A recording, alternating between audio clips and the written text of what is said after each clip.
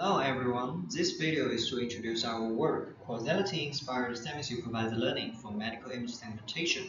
We name it CauSSL. First, I will introduce our motivation. This is a previous causal diagram for medical image segmentation according to reference 1. Here, the image X is the cause while the label Y is the effect. In this task, our segmentation network aims to predict the effect Y from cause X. In semi-supervised learning, we want to leverage the unlabeled data to improve the network performance. However, more unlabeled data can only help us know more about Px, but cannot help us learn a better network, that is Py given x, since Px and Py given x do not share any information according to the ICM principle. This is the so-called algorithmic independence. This indicates that semi-supervised learning for medical image segmentation should be ineffective.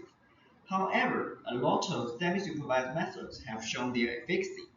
How to explain the impressive performance in practice? To this end, we propose a novel causal graph. We hope this can explain the effectiveness of semi-supervised segmentation methods.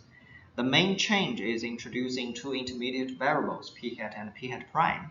The learning direction between them is the reason why semi-supervised learning can be useful in practice according to the ICM principle. Also, using our proposed causal graph, we can easily identify the key factors of performance, such as the quality of pseudo-labels and the learning constraint between p hat and p hat prime. Moreover, we want to point out that the algorithmic independence between f and f prime is very important according to the ICM principle. Intuitively, two different networks should provide complementary help for each other. In our work, we focus on how to define an independence proxy for convolutional networks, since the formalized measurement of the algorithmic independence is not computable. We also consider this problem from the aspect of compression according to the definition. The essence of convolution is a dot product.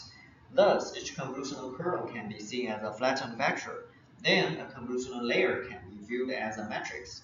With the view of vectors and matrices, the compression of a neural network is thus transferred to the compression of matrices, and this can be naturally related to the matrix rank. Then, the independence condition can be transferred to the rank condition.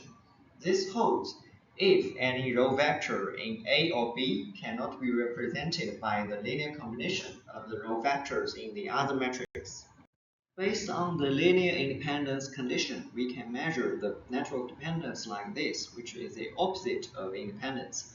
On one hand, we want to find the best linear coefficients that can maximize Ln to provide an accurate estimation of the network dependence. On the other hand, we want to enhance the independence between the two networks by minimizing Ln. We formulate this with a min-max optimization framework and update the network weights and linear coefficients in an alternative way. This is the pipeline of our proposed CauSSL method. In each round, we first fix the networks and update the linear coefficients to maximize Ln for some steps. Then, we fix the linear coefficients and update the networks by minimizing L total for some steps.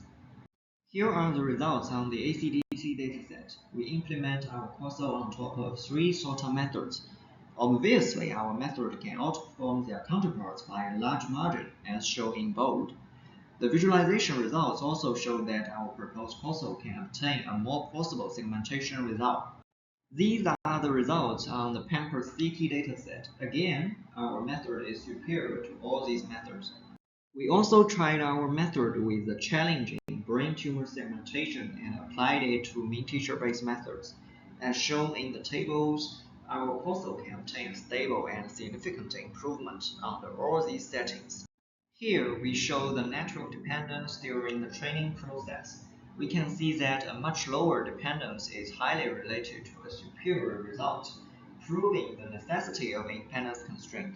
Moreover, our proposed method can effectively reduce the dependence and improve performance. We also show the results on the different coefficients of independence constraint. No matter which coefficient is taken, both CPS CauSSL and MC CauSSL can surpass their counterparts. To sum up, our proposed causal graph explains the efficacy of current methods. Based on it, we propose CauSSL by introducing a novel independence constraint and improve the performance.